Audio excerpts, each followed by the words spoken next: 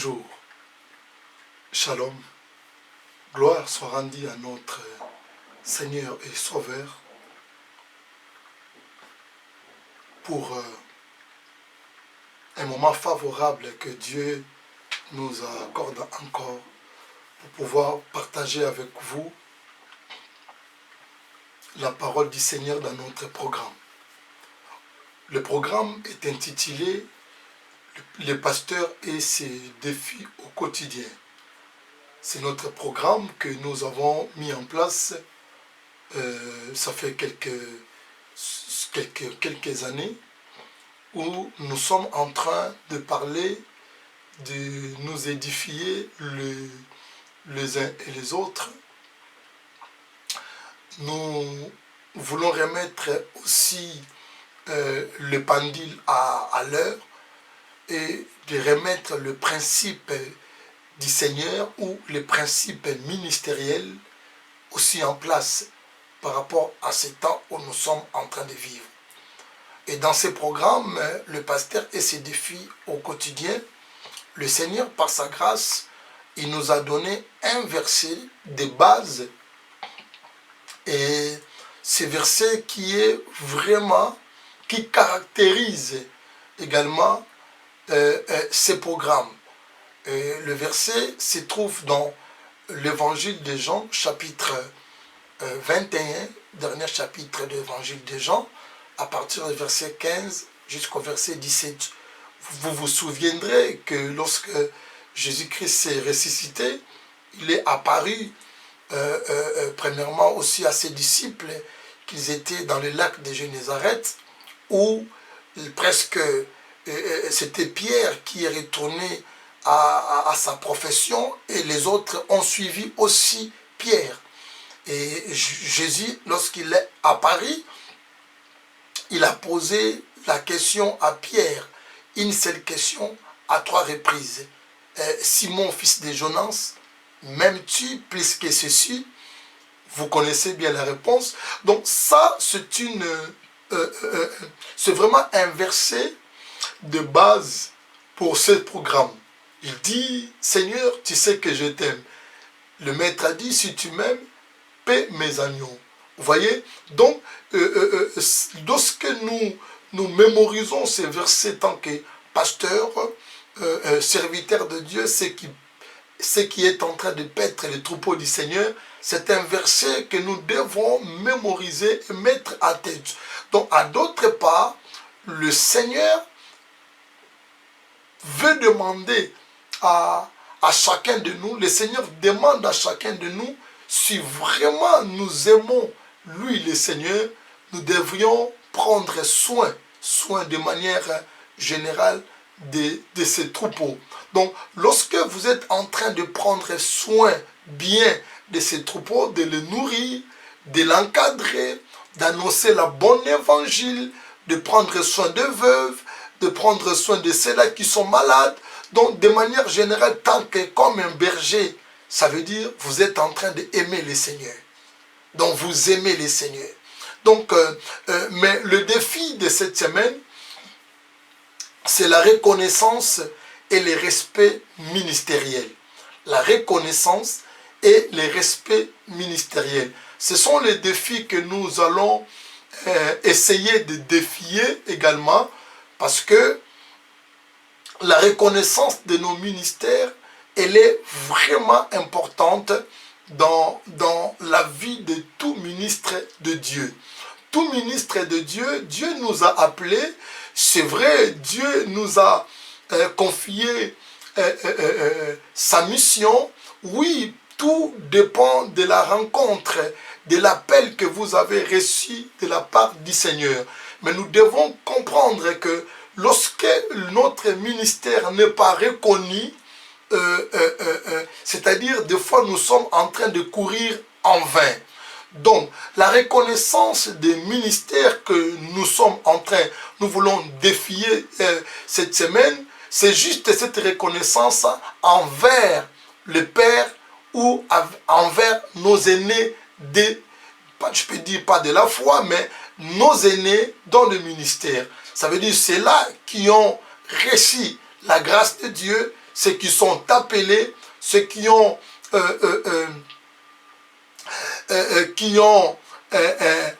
eu la consécration, si on peut dire comme ça, ceux qui ont eu aussi l'huile sur leur tête avant nous.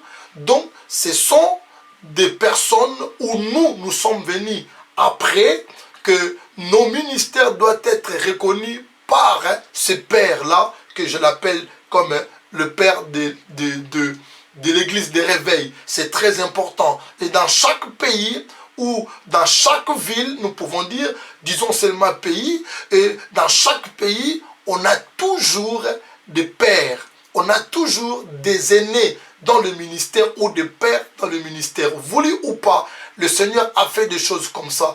Quoique le ministère peut être un appel personnel, un appel entre Dieu et l'individu, mais cela n'importe. Peu importe que la manière que Dieu peut vous appeler, mais après avoir que vous êtes appelé par le Seigneur, et le ministère doit être connu de tous. Vous voyez? Et cette de tous, et par la reconnaissance des ministères envers les grands ou envers nos aînés. Je vais vous amener dans un verset que nous allons lire avec vous ici. Je suis dans Galates chapitre 2.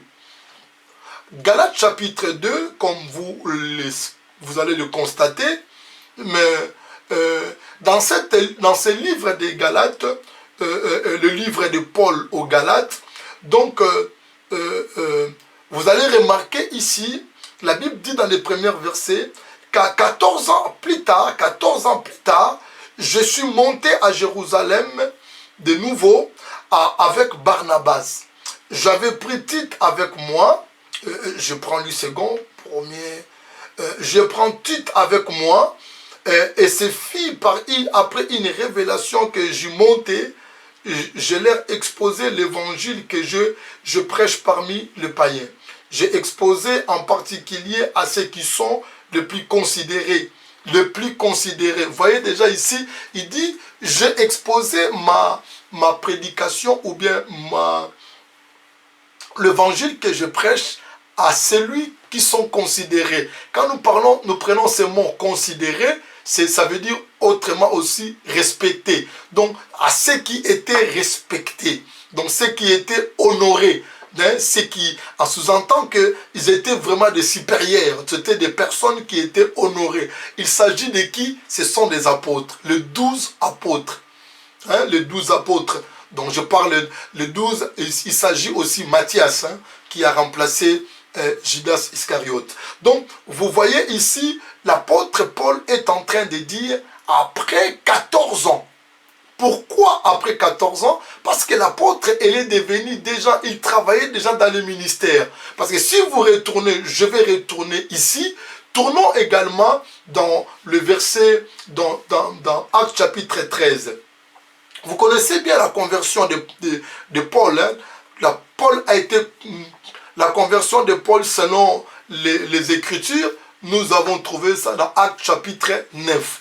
Donc dans Actes chapitre 9, là où l'apôtre était en train d'aller sur des églises, et c'est là où il a rencontré le Seigneur sur le chemin de Damas. Après avoir rencontré le Seigneur, il continue à évoluer. Il a reçu Jésus comme Seigneur et Sauveur. Il commençait maintenant à évoluer dans sa vie chrétienne, dans l'église, dans une église à Antioche. Et là maintenant, pendant qu'il priait, pendant qu'il jeûnait, pendant qu'il servait le Seigneur, dans chapitre 13 maintenant ici, il dit, pendant qu'il jeûnait, pendant qu'il priait, il dit, les seigneurs pendant qu'ils servaient le Seigneur dans leur ministère et qu'ils jeûnaient, et le Saint-Esprit dit, mettez-moi à part Barnabas et Saul pour l'œuvre à laquelle je les ai appelés. Vous voyez ici maintenant, là vraiment, le Seigneur a déjà appelé, on peut dire déjà, l'appel ou la vocation de Paul, c'était déjà depuis Actes chapitre 9. À la rencontre sur le chemin de Damas. Mais ici maintenant, l'église aussi, on dirait l'église confirme encore, le Saint-Esprit confirme encore son appel, le Saint-Esprit a dit, mettez-moi à part Saul ou Paul et Barnabas dans l'œuvre par laquelle je les ai appelés. Et si vous lisez le verset 3, il dit, alors, après avoir jeûné et prié, ils leur imposèrent les mains et les laissèrent partir. Donc Paul était déjà considéré comme quelqu'un que Dieu a appelé, et l'église ont prié pour Paul et Barnabas, ils ont laissé pour aller faire le travail du Seigneur de la manière que le Seigneur va le conduire. Mais après 14 ans, donc ici vous voyez déjà, c'était livre d'Actes des Apôtres. Nous avons passé Romains, nous avons passé Corinthiens, nous avons passé jusqu'à Galates. Vous voyez, vous sentez déjà que Paul était déjà en plein ministère. Il était vraiment en plein ministère, et son ministère avait vraiment de l'ampleur. Mais la Bible dit aussi que c'est par une révélation, je retourne maintenant dans le chapitre ou le verset de base, il dit c'est par une révélation. Quelle est cette révélation-là? Que Paul a compris, où le Seigneur lui a dit, Paul, tu fais bien, tu marches bien, tu annonces l'évangile, les âmes sont sauvées, les malades sont guéris, mais il y a une chose que tu es en train de négliger, c'est un principe que tu ne peux pas oublier. Tu dois retourner en Jérusalem pour voir ses pères, ou pour voir tes pères qui sont là-bas. Et la Bible dit après 14 ans. 14 ans de ministère. Est-ce que on peut dire déjà, mais vous voyez, oh mais Dieu me connaît déjà. C'est lui qui a dit. C'est le Saint-Esprit qui a dit lui-même dans l'église. Le prophète, les docteurs qui étaient là, ils ont entendu comment l'Esprit de Dieu en parlait dans l'église. Ils ont dit, mettez-moi à part Paul et Barnabas. Donc, je n'ai pas encore besoin d'aller voir les pères. Je n'ai pas encore besoin d'aller voir les aînés. Je n'ai pas encore besoin qu'ils m'imposent la main. Pourquoi? Mon frère, ma soeur, le principe restera principe. Vous pouvez regarder Dieu depuis la Genèse jusqu'à Apocalypse. C'est un Dieu qui marche toujours dans les principes. En fait, en réalité, vous pouvez dire ici, Paul a dit dans le verset 2, il dit, ce fut après une révélation que je montais à Jérusalem pour exposer mon évangile. Donc, il était révélé par le Seigneur. Ça veut dire que le Seigneur qui lui a révélé que tu es en train d'amener ton ministère dans l'erreur. Il faudrait que les anciens ou les aînés ou tes pères qui puissent te poser la main pour que ton ministère soit reconnu. Pourquoi? Parce que le Seigneur, le chef de l'église, a laissé l'église à ses apôtres-là. Il a laissé l'église à Pierre. Il a donné à Pierre la clé et il a dit à Pierre, ce que tu lieras sur la terre, c'est ce que sera lié dans le ciel. Ce que tu consacreras sur la terre sera consacré dans le ciel. Aussi longtemps que le ministère de Paul et Barnabas n'a pas été reconnu par les apôtres, le ministère de Paul, Paul dira ici, il est en train de courir en vain. Donc pendant 14 ans, sans la reconnaissance de son ministère auprès de ses pairs, il courait en vain. Regardez le verset 2 à la fin. Il dit ceci.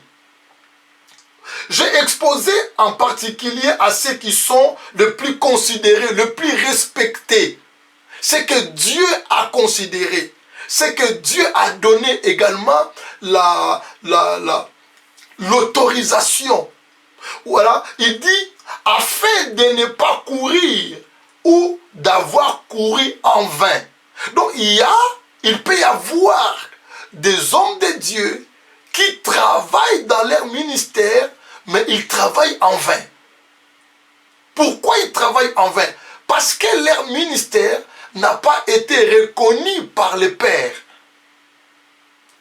Il dit, après 14 ans, mon frère, Bien-aimés dans le Seigneur, serviteurs de Dieu, il n'est pas encore trop tard. Vous allez retrouver ou vous allez rencontrer ces programmes.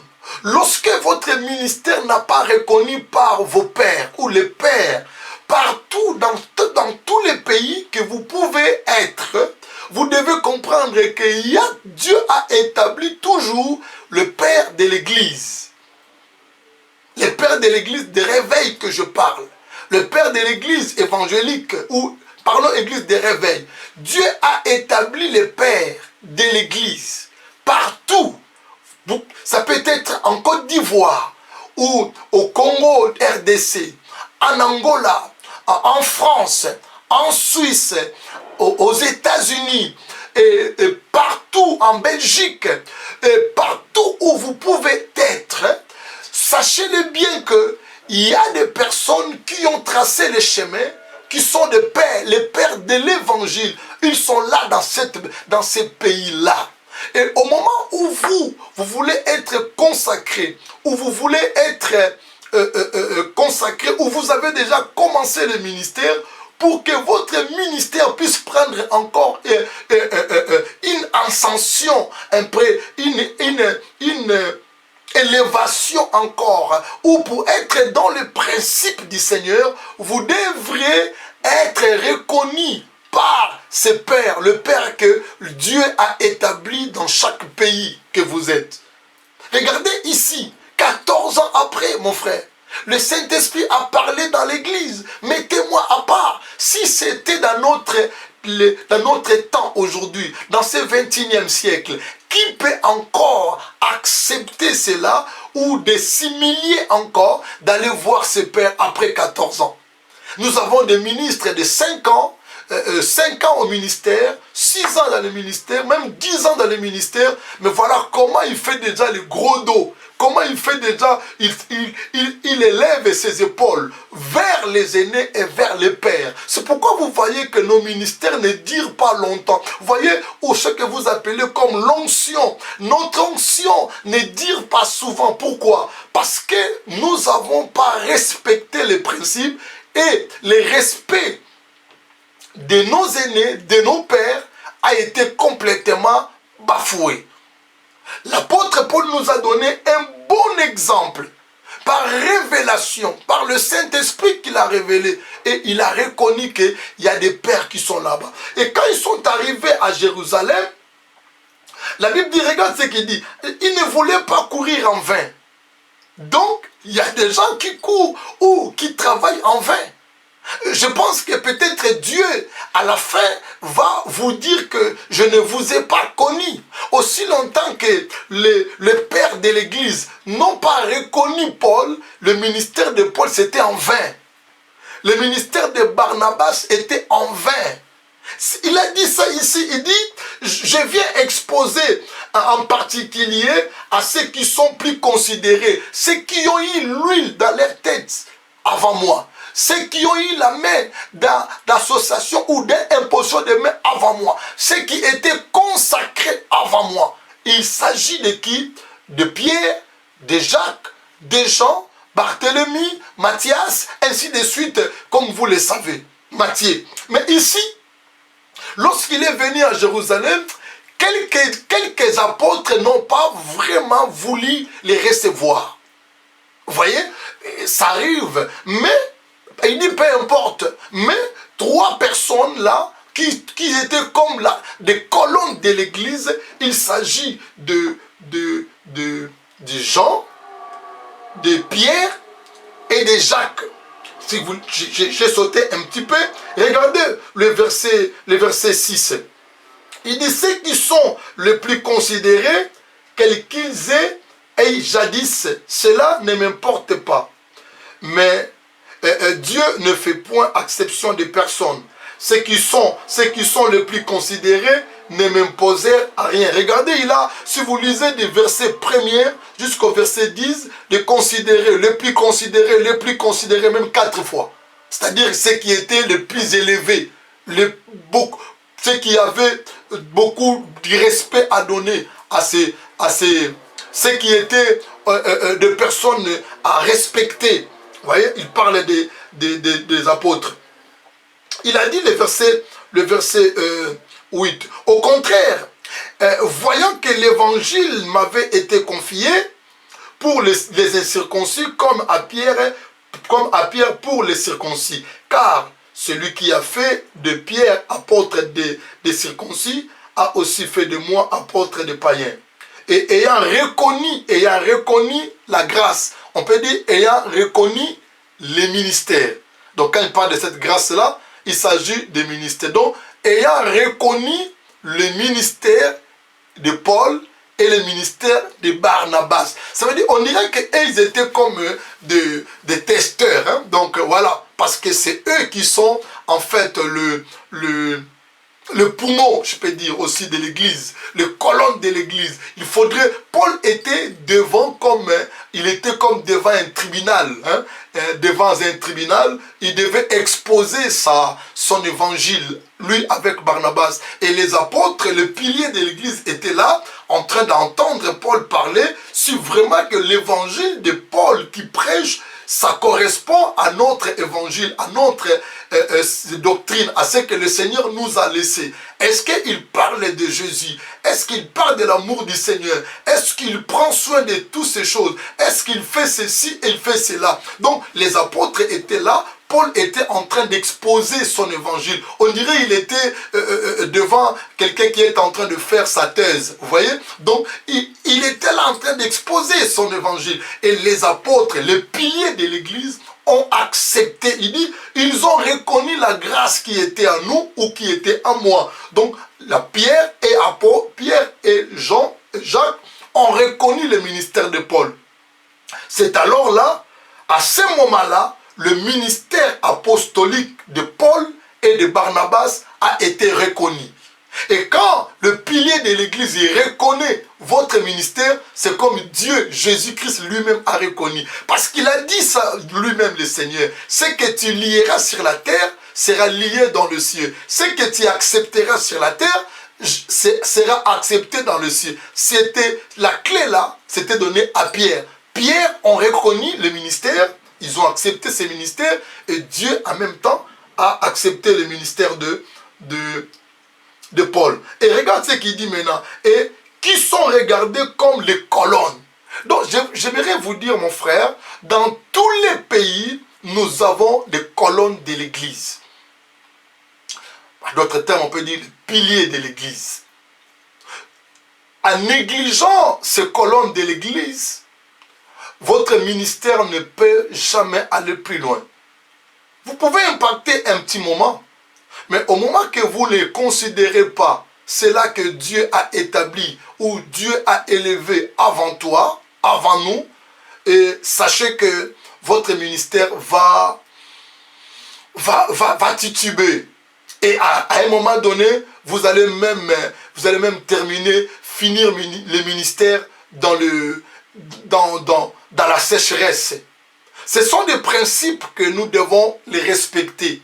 Vous arrivez dans un pays où vous êtes un ministre de Dieu, faites tout de reconnaître votre ministère auprès de ces pères de ces pays-là. C'est important. C'est important. Aujourd'hui, nous sommes en train de lutter entre nous. Or, nous sommes des frères. Nous ne pouvons pas lutter parce que si nous annonçons que l'évangile du Christ, notre chef, notre Seigneur, il est un seul. Donc, nous pouvons être vraiment attachés les uns et les autres. Vous voyez? Mais nous sommes en train des fois de nous séparer, de nous détruire entre nous pour rien, mon frère. Mais ici, l'apôtre Paul y retourna, il dit, ceux qui étaient considérés comme des colonnes de l'église, ils me donnèrent à moi et à Barnabas la main de l'association. Ils ont tenu dans la main, ils ont prié pour eux, et pour moi, je considérais ça aussi comme une consécration de la reconnaissance des ministères apostoliques de Paul et de Barnabas. Vous voyez, ils ont prié pour eux, ils ont mis la main d'association, comme Paul a dit, hein, donc ils pouvaient dire qu'ils m'ont consacré, ils m'ont prié pour moi. Mais ils ont dit, ils m'ont donné la main de l'association.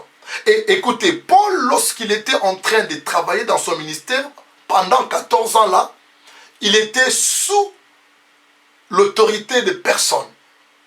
Et là aussi, c'est un danger pour un ministre de Dieu.